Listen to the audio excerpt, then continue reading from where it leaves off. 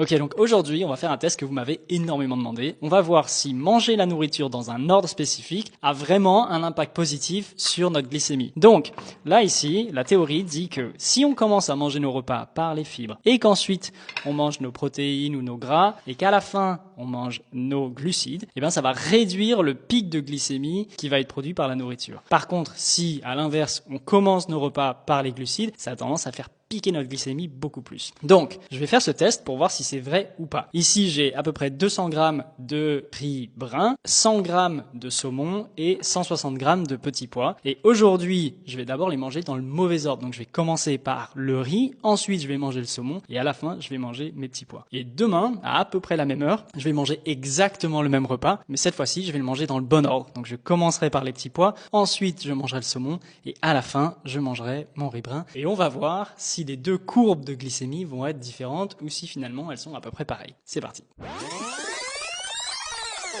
Ok, ça fait maintenant 2 heures que j'ai mangé mon assiette dans le mauvais ordre et on va regarder sur le glucomètre qui est juste ici, voir un petit peu l'impact que ça a eu sur mon taux de glucose. Et souvenez-vous d'aller prendre votre test de santé métabolique si vous l'avez pas encore pris. Je sais que je vous embête à dire ça à chaque fois, mais c'est un test sur lequel on a passé beaucoup de temps. C'est complètement gratuit, ça vous donne plein de très bonnes informations, donc n'hésitez pas pendant qu'il est encore disponible. Donc le graphique, on voit que, je suis surpris en fait que ça ait monté si vite. C'est assez haut, ça fait peut-être un pic de 60, 65, 70 mg par décilitre et ensuite c'est descendu assez rapidement. Donc je suis vraiment très curieux de voir si demain la courbe va être à peu près similaire ou un petit peu différente. Donc abonnez-vous pour ne pas louper les résultats du test de demain. À demain!